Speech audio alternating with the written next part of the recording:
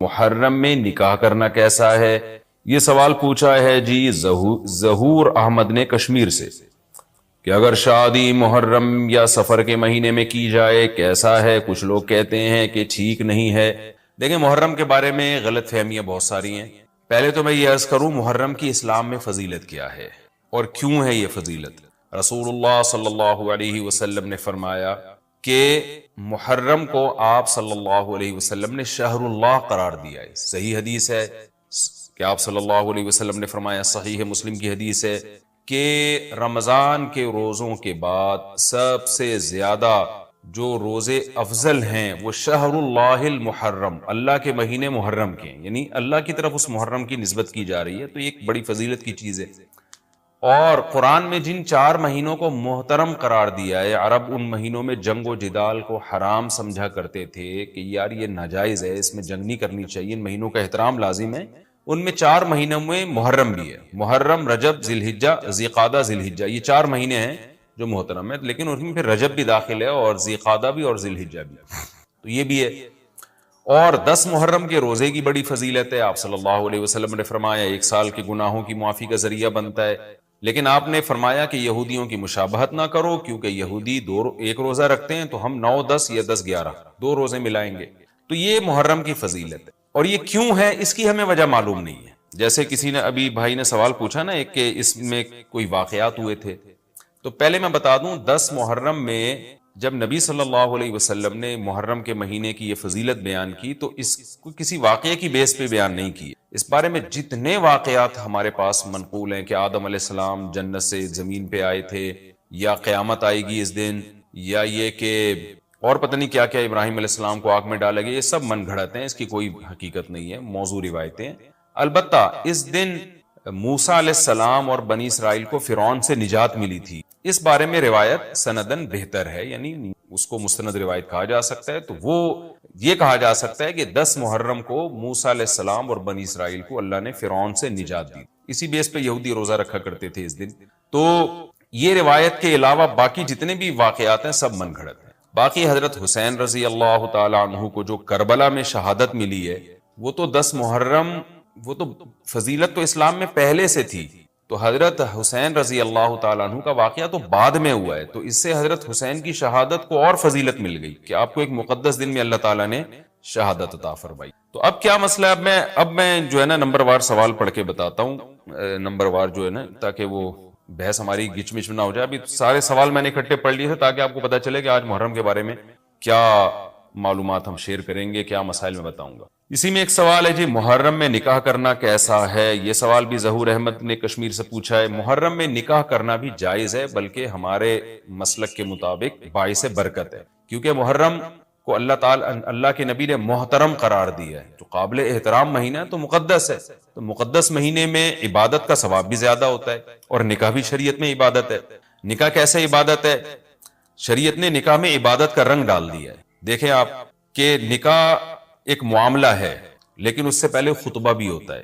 خطبہ جمعے کی نماز سے پہلے ہوتا ہے، خطبہ عید کی نماز سے پہلے ہوتا ہے، خطبہ استسقاء کی نماز سے پہلے ہوتا ہے، خطبہ حج میں ہوتا ہے۔ یہ ساری عبادتیں ہیں نا جس میں خطبہ ہے، لیکن اسلام نے کیا کہا؟ نکاح سے پہلے بھی خطبہ ہوگا۔ اس کا مطلب اسلام نکاح کو عبادت قرار دے رہا ہے، نکاح میں عبادت کا رنگ بھر رہا ہے، تو عبادتیں تو مقدس مہینے میں زیادہ ثواب ہوتا ہے ان میں۔ تبھی آپ دیکھیں نبی صلی اللہ علیہ وسلم نے فرمایا رمضان کے بعد سب سے زیادہ روزوں کا ثواب محرم میں ملتا ہے، کیوں؟ مقدس ہے نا، تو عبادت کا ثواب بڑھ گیا اس میں۔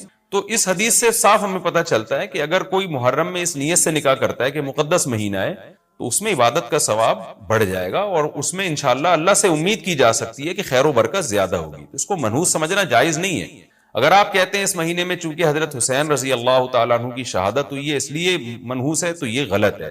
ایک تو ہماری نظر میں شہادت ایک بہت مقدس مقام ہے، اس کی وجہ سے کوئی مہینہ منحوس نہیں ہو سکتا، مقدس تو ہو سکتا ہے، منحوس نہیں ہو سکتا۔ دوسری بات یہ کہ 1 محرم سے لے کے 29 یا 30 ذی الحجہ تک اسلامی تاریخ میں کوئی ایسا دن نہیں ہے جس میں کسی مقدس شخصیت کی شہادت نہ ہوئی ہو یا کسی پہ ظلم نہ ہوا ہو۔ اگر آپ تاریخ کے اوراق اٹھا کے دیکھیں، ہر مہینے ہر تاریخ کو کوئی نہ کوئی اسلام میں اچھا واقعہ بھی ہوا ہے اور برا واقعہ بھی ہوا ہے۔ حضرت عثمان رضی اللہ تعالیٰ عنہ کی شہادت ہوئی باغیوں کے ہاتھوں، خود نبی صلی اللہ علیہ وسلم کی وفات ہوئی ربیع الاول میں، اور بھری ہوئی ہے نا اسلامی تاریخ، حضرت علی رضی اللہ تعالیٰ عنہ کی شہادت ہوئی. تو ان تمام شہادتوں کے آپ ایام نکالیں، ان کے مہینے نکالیں، کوئی مہینہ نہیں بچے گا. تو اس بیس پہ اگر آپ کہتے ہیں کہ اس مہینے میں نکاح پسندیدہ نہیں ہے، پھر تو پہلی تاریخ سے لے کے سال کی آخری تاریخ تک کوئی تاریخ بھی ایسی نہیں ہے کہ جس میں انسان نکاح نہ کرے. اس کا مطلب پھر آپ کنوارے چھڑے چھاٹی گھومتے رہیں، اور مسلمانوں کی پھر گروتھ ریشو تو میرا خیال ختم ہو جائے گا، مر جائیں، کہاں پیدا ہوں گے لوگ. اور اگر آپ کہتے ہیں کہ نہیں جی کسی شخصیت کے کسی دن میں انتقال کر جانے سے یا شہید ہو جانے سے یا اس پہ ظلم ہونے سے وہ دن منحوس نہیں بنتا، تو پھر 10 محرم بھی منحوس نہیں ہے. 10 محرم میں بھی آپ نکاح کر سکتے ہیں، اور محرم کے بقیہ تاریخوں میں بھی آپ نکاح کر سکتے ہیں. اور روایات میں ہمیں ملتا ہے کہ بعض بڑے بڑے حضرات تھے جن کے محرم کے مہینے میں نکاح ہوئے. میں اس بحث میں نہیں جاؤں گا، پھر اس میں تاریخی روایات ہیں، کوئی کہتا ہے فلاں تاریخ تھی، کوئی کہتا ہے، پھر لوگ اس پہ ایک غیر ضروری بحث میں چلے جاتے ہیں. لیکن ہمیں ایسے واقعات ملتے ہیں. تو اس لیے اس بارے میں، اور پھر شریعت میں جلد نکاح کی ترغیب ہے. نکاح کو ڈیلے کرنا یہ شریعت میں پسندیدہ کام نہیں ہے. اس بیس پہ تو ڈیلے کیا جا سکتا ہے نکاح کہ آپ کو رشتہ سمجھ میں نہیں آ رہا، مشورے کر رہے ہیں، لیکن جب ایک دفعہ رشتہ سمجھ میں آ جائے تو اسلام کا حکم یہ ہے کہ اس میں جلدی کی جائے. صحیح ہے، بخاری کی مشہور حدیث ہے، نبی صلی اللہ علیہ وسلم کی خدمت میں خاتون آئیں، عرض کیا کہ یا رسول اللہ میں آپ سے نکاح کرنا چاہتی ہوں. آپ نے چہرہ مبارک کو جھکا لیا، آپ کا ارادہ نہیں تھا. ایک اور صحابی کھڑے ہوئے، عرض کیا یا رسول اللہ آپ میرا ان سے نکاح کر دیں. اسی محفل میں نبی نے ان صحابیہ کا ان صحابی سے نکاح کرا دیا. تو آپ نے تو یہ نہیں پوچھا کہ یہ محرم کا مہینہ چل رہا ہے یا سفر کا مہینہ چل رہا ہے یا ربیع الاول کا مہینہ چل رہا ہے. ڈیلے نہیں کیا اس کو، اس لیے کہ خود آپ کی تعلیمات یہ ہیں کہ نکاح میں جلدی کی جائے. تو اگر آپ کو محرم میں رشتہ ملتا ہے، آپ ربیع الاول تک ڈیلے کرتے ہیں محرم کی وجہ سے یا سفر تک ڈیلے کرتے ہیں، تو یہ ڈیلے کرنا خود قرآن و سنت کے خلاف ہے. جس چیز میں تعجیل مقصود ہے، جس چیز کو شریعت نے جلدی کا حکم دیا. عبداللہ بن مسعود رضی اللہ تعالیٰ عنہ فرماتے تھے، مصنف ابن ابی شیبہ کی روایت ہے، کہ مجھے پتا چل جائے نا کہ میری زندگی میں صرف ایک رات باقی ہے، اگلے دن میں نے مر جانا ہے، اور میرے نکاح میں کوئی عورت نہ ہو، میں وہ رات بھی نکاح کے بغیر نہیں گزاروں گا، میں بیوی کے بغیر نہیں گزاروں گا، اس خوف سے کہ مجھے کہیں فتنہ نہ ہو جائے. صحابہ کرام جو تقوی کے اعلیٰ معیار پر تھے اور جن سے گناہ کا اندیشہ بہت کم تھا اور کہیں معاشرے میں بے حیائی پھیلی ہوئی نہیں تھی، وہ تو ان کا تو یہ کانسیپٹ تھا کہ بھائی ہم بیوی کے بغیر ایک دن نہیں گزاریں گے، کہیں ایسا نہ ہو کہ برائی میں پڑ جائیں. اور آج چاروں طرف بےہودگی پھیل رہی ہے، چاروں طرف بے شرمی، بے حیائی، انٹرنیٹ پر بےہودہ چیزیں، آپ یوٹیوب میں ویڈیو میں جائیں فوش چیزیں آ رہی ہیں، ہر چیز آپ کی شہوت کو برانگیختہ کرنے والی ہے. اور اس میں آپ یہ کہیں کہ ایک رشتہ طے بھی ہو چکا ہے، آپ صرف اس بیس پر آپ اس کو ڈیلے کر رہے ہیں، ایک مہینہ، دو مہینہ، لوگ سفر میں بھی نہیں کر رہے ہوتے، اور اس بیس پہ آپ ڈیلے کر رہے ہیں.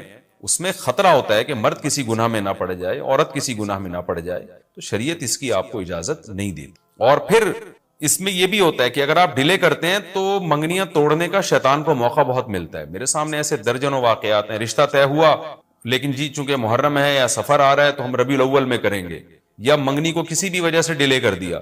تو جب منگنی ڈیلے ہوتی ہے، یعنی نکاح ڈیلے ہوتا ہے، منگنی ہو گئی، نکاح کو ڈیلے کر رہے ہیں آپ، اس میں شیطان پھر دونوں کو لڑواتا ہے. منگنیاں ٹوٹتی ہیں، اکثر نفرتیں پھیلتی ہیں، غلط فہمیاں، بدگمانیاں شیطان کو پھیلانے کا موقع ملتا ہے. اس لیے شریعت میں تو منگنی کا لفظ ہی نہیں ہے، شریعت میں ہے خطبہ. خطبہ کا مطلب نکاح کا پیغام بھیجا، ان کو جب سمجھ میں آ گیا تو فوراً نکاح کر دیا. بیچ کا کوئی راستہ نہیں اللہ نے رکھا. تو چاہے وہ محرم ہو، چاہے وہ سفر ہو، چاہے وہ ربیع الاول ہو، چاہے وہ ربیع الثانی ہو. ہاں کوئی اس وجہ سے ڈیلے کر رہا ہے نکاح، کوئی واقعی شرعی عذر ہے اس کو، وہ بہت سارے مسائل ہیں، لیکن محرم کا ہونا بہرحال کوئی شرعی عذر نہیں ہے. تو اس لیے ہم اس میں نکاح کو جائز سمجھتے ہیں، باعث برکت سمجھتے ہیں. پھر میں بار بار بتا رہا ہوں کہ جو وہ شیعہ حضرات جو کر رہے ہیں ان کو کرنے دیں. میں آپ کو آپ کے مسلک کی بات بتا رہا ہوں. ہم جو قرآن و سنت کو اور اصحاب رسول کو فالو کرتے ہیں اور اہل بیت کو بھی مانتے ہیں، ہم ان کی بات کر رہے ہیں. وہ بھی دعویٰ کرتے ہیں کہ ہم مانتے ہیں، تو ان کو ان کے دعوے پہ رہنے دیں. ہم تو وہی بات کریں گے جو ہمیں صحیح لگے گی. اچھا بھائی، یہ بھی ایک سوال پوچھا ہے جی، 10 محرم کو کون کون سے نبی کو نجات ملی؟ یہ بھی سوال میں نے دہرایا تھا، ام محمد نے پوچھا ہے. تو دیکھیں اس بارے میں صرف ایک واقعہ مستند ہے، حضرت موسیٰ علیہ السلام کو فرعون سے نجات ملی. اس کے علاوہ 10 محرم کی طرف جتنے قصے منقول ہیں ابراہیم علیہ السلام کو آگ میں ڈالا گیا، پھر آدم علیہ السلام دنیا میں آئے، یا اس دن قیامت آئے گی، یہ سب من گھڑت ہے، ان کی کوئی حیثیت نہیں ہے، ان کو نہیں بیان کرنا چاہیے۔ یہ بھی سوال ہو گیا قیامت کیا محرم میں آئے گی؟ ایسا نہیں ہے، ہمیں نہیں پتا محرم میں آئے گی یا سفر میں آئے گی۔ سورہ طٰہٰ میں اللہ نے صاف طور پہ بتا دیا کہ اکاد اخفیہا لتجزا کل نفس بما تسعی، میں قیامت کے دن کو چھپا دوں گا۔ اللہ نے کسی کو نہیں بتایا کس دن آئے گی، وہ آئے گی تو اچانک آئے گی۔ اچانک وہی چیز ہوتی ہے جس کی ڈیٹ کا ہمیں علم نہیں ہوتا۔ لا تأتیکم الا بغتہ، قرآن کہتے ہیں اچانک آئے گی، تو اچانک کا مطلب اس کی ڈیٹ اللہ نے، اس کا سال، اس کا مہینہ اللہ نے ہمیں نہیں بتایا، تبھی تو اچانک آئے گی وہ۔ 5 درہم بیلنس پر 1 درہم بونس ملنے کا حکم۔ یو اے ای میں میرے پاس ایک سم ہے، اگر میں اس میں 5 درہم کا بیلنس ڈالتا ہوں تو 5 درہم کا بیلنس اور 1 درہم کا بونس ملتا ہے، اور 10 درہم کے بیلنس کی صورت میں 2 درہم کا بونس ملتا ہے۔ کیا یہ بونس میرے لیے حلال ہے؟ مصدق شاہ ابو زیبی سے۔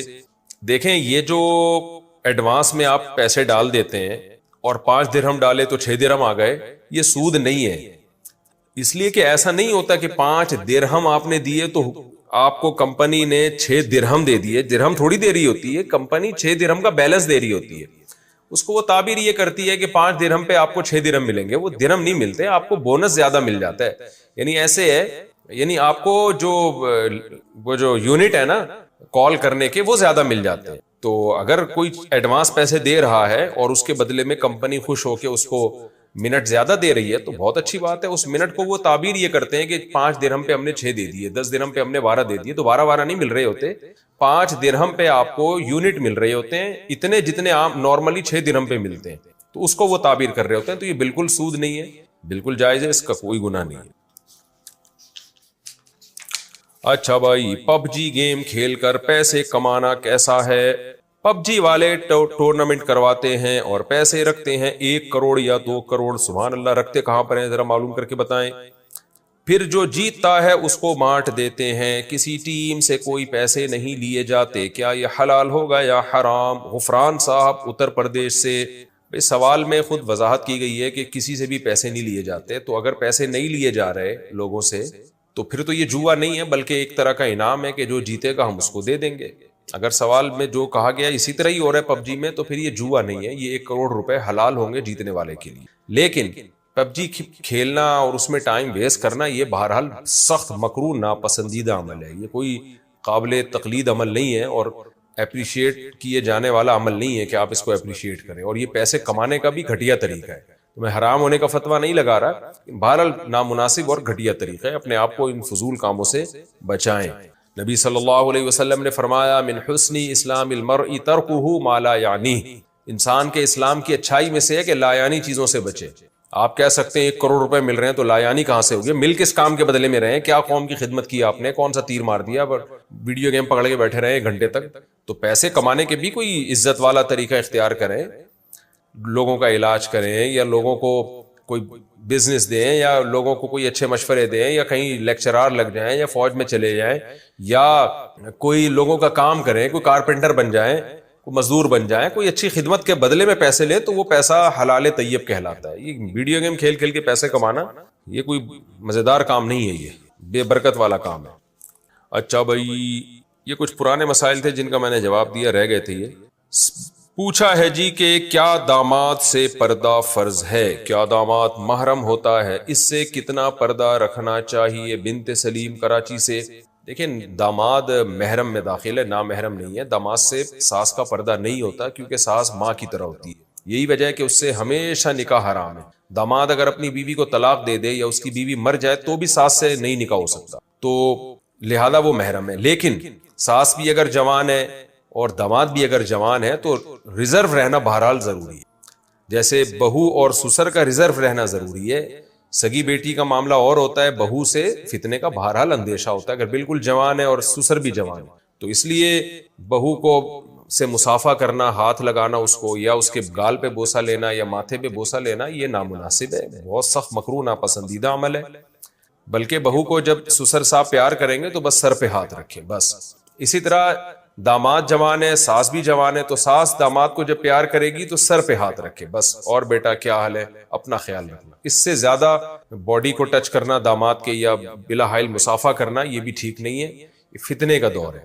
تو اس لیے اس بارے میں احتیاط لازم ہے. اسی لیے علماء نے لکھا ہے کہ اگرچہ ساس جو ہے وہ داماد کے لیے محرم ہے، مگر ساس اور داماد اگر دونوں جوان ہو تو اکیلے سفر نہیں کر سکتے.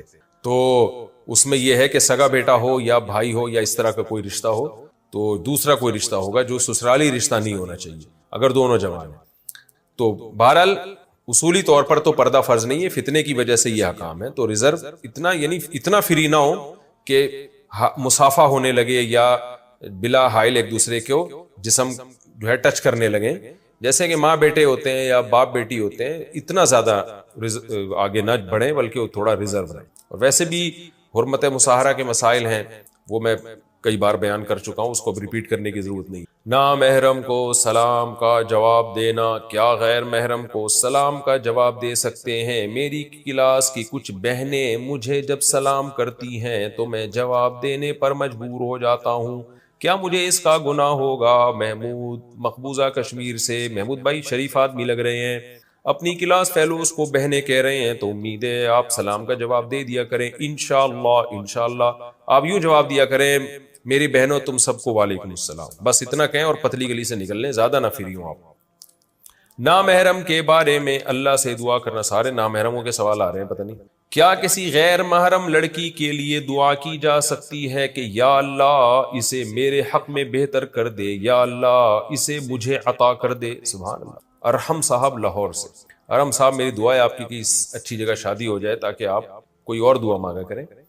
دیکھو کسی لڑکی کا نام لے کے اللہ مجھے فلانی دلا دے، مجھے فلانی دلا دے، یہ مناسب نہیں ہے. آپ اللہ سے یوں دعا مانگا کریں کہ اے اللہ میری اچھی جگہ شادی کرا دے، جو میرے حق میں بہتر ہو مجھے وہ دلا دے. اور اگر آپ کسی لڑکی کو چاہتے ہیں تو اس کا دماغ میں تصور لا کے یہ بھی دعا کر سکتے ہیں، اللہ اگر یہاں تیرے علم میں بہتر ہے تو یہاں کرا دے. بس اتنا، اس سے زیادہ آگے نہ بڑھے کہ نام لے لے کے دعا کریں. جائز ہونا الگ، جائز تو ہے، کسی کا بھی نام لے کے دعا کی جا سکتی ہے، لیکن یہ ایک طرح سے یوں سمجھیں کہ اللہ کو آپ سمجھا رہے ہیں کہ یہاں کرا دے، یہ زیادہ بہتر ہے.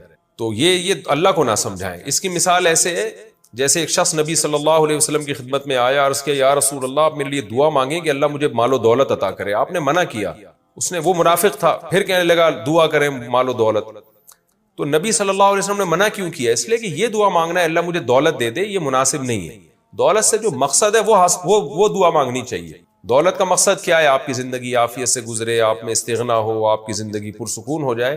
تو اللہ سے یوں دعا مانگے، اللہ مجھے کشادہ رزق حلال دے دے، اے اللہ مجھے استغنا عطا فرما، میں کسی کے سامنے ہاتھ نہ پھیلاؤں، حلال کشادہ رزق برکت والا. تو یہ دعا مانگے جائیں. اے اللہ میری اتنی تنخواہ کر دے، 50 لاکھ کر دے، 1 کروڑ کر دے، یہ نامناسب الفاظ ہیں. اس لیے کہ اس کا مقصد ہے، یہ دعا میں آپ گویا اللہ کو سکھا رہے ہوتے ہو کہ مجھے پیسے سے مطلب ہے، مجھے پیسے سے جو مقصد ہے نا وہ مقصد سے مطلب نہیں ہے، میرا مقصد ہی پیسہ ہے. اب آپ یہ کہہ رہے ہو مجھے فلانی چاہیے، فلانی لڑکی سے شادی کرا دے، اس کا مطلب آپ کا مقصد ہی فلانی لڑکی بن چکی ہے. حالانکہ شادی کا مقصد تو سکون، اطمینان اور ایک کامیاب لائف ہوتی ہے. تو وہ اللہ سے یوں دعا مانگے جو ایسی ہو وہ والی دلا دے مجھے. تو اب ہو سکتا ہے وہ آپ اللہ کے علم میں آپ کے لیے بہتر نہ ہو. اچھا یہ جو 1.5 ہوشیاری ہو رہی ہے کہ اللہ اسی کو بنا بھی دے ایسا، تو یہ بھی 1.5 ہوشیاری ہے. بھائی آپ اللہ سے سیدھا سیدھا دعا کریں کہ اللہ مجھے نیک صالح بیوی عطا فرما جو میرے لیے بہتر ہو، مجھے اس سے محبت ہو، اس کو مجھ سے محبت ہو، ایسی عطا فرما دے. بس یہ دعا مانگا کریں. وہ ہوگی تو اللہ کے علم میں تو اللہ اس کو عطا کر دے گا، وہ نہیں ہوگی تو اس کے علاوہ کوئی اور دے دے گا آپ کو. تو اس طرح سے نام لے لے کے دعائیں مانگنا اور یا اسپیسیفک اس طرح کی چیزیں مانگنا یہ نامناسب ہے. اس سے جو مقصد ہے وہ دعا مانگنی چاہیے کہ اس سے آپ کا مقصد کیا ہے. مقصد ہے سکون کی زندگی، تو سکون کی زندگی مانگیں اللہ تعالیٰ سے. وہ جو آیت ہے نا منافق کے، مجھے آئے نبی آپ دعا مانگیں کہ مجھے دولت مل جائے، پھر جب اس کو دولت ملی ہے تو اس نے صدقے دینے سے انکار کر دیا. تو پھر اللہ کی طرف سے وعید آئی تو اس کو احساس ہوا، پھر وہ نبی کے پاس صدقہ لے کر آیا، آپ نے منع کر دیا. پھر ابو بکر کے پاس صدقہ لے کر آیا، آپ نے منع کر دیا نبی کے انتقال کے بعد. پھر حضرت ابو بکر کے انتقال کے بعد حضرت عمر کے پاس آیا صدقے کا مال لے کے، حضرت عمر نے بھی انکار کر دیا کہ جب نبی نے پہلی دفعہ آپ سے مطالبہ کیا تھا آپ نے کیا کیوں نہیں. کیا مطلب؟ اس کو اللہ نے مال دیا اور آزمائش میں ناکام ہو گیا پھر وہ. تو اس لیے بھائی اللہ سے بس آپ